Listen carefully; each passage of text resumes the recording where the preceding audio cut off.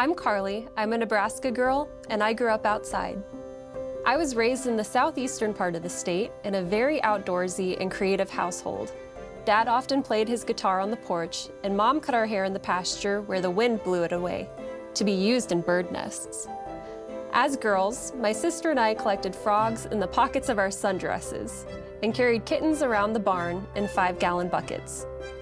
I'd pull a bale of hay out for the horses before school, and we had many wild neighbors: owls, foxes, raccoons, and deer. My family marked seasons by greeting new calves in the spring with Grandpa on the ranch, family camping trips to the Rocky Mountains in the summer, and harvest in the fall. Respect for nature and the lessons it teaches was instilled in me at a young age. I figured I'd grow up to be a veterinarian, as many animal lovers do. I liked science and was good at math, but I also had a creative mind and love for art. Could I bring them all together? While on a family trip to town, probably to celebrate a birthday, we wandered into a photography gallery on the way to dinner. I remember being drawn to a photo where I came eye to eye with the intense gaze of a burrowing owl. Dad looked around and said, "You could do something like this." After all, my parents had given me a red Kodak point-and-shoot camera that I went everywhere with. Taking pictures of animals? Years later, I realized that gallery belonged to Michael Forsberg, a respected local conservation photographer. It's funny how life has a way of opening doors. When I began thinking about college, like any 18-year-old, I looked for schools away from home. I landed in the big city of Lincoln at the University of Nebraska. College brought new friends, some tumultuous days in the front of the Husker student section, several formative adventures abroad, and an internship. It was with a conservation storytelling team called Platte Basin Time-Lapse, co-founded by Michael Forsberg, that same gallery I visited as a little girl.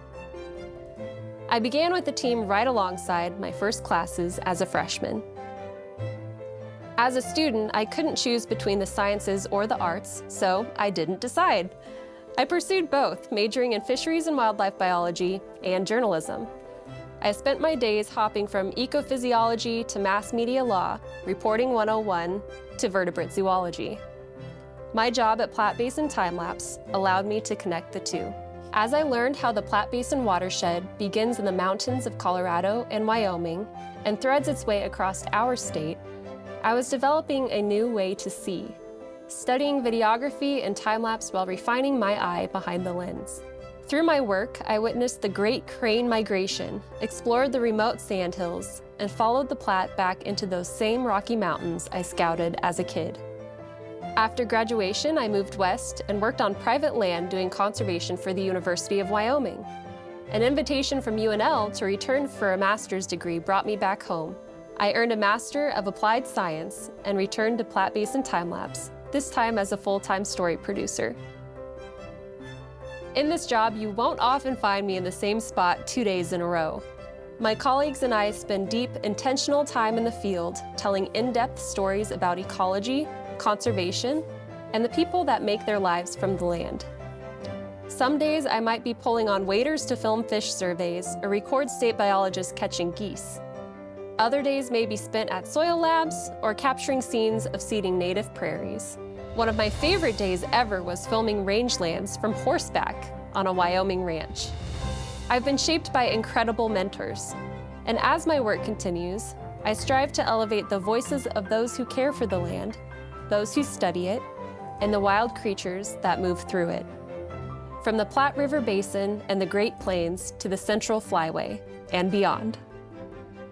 I feel so lucky to spend time among them all, making every day rewarding. And I'm so glad you are joining me on this journey.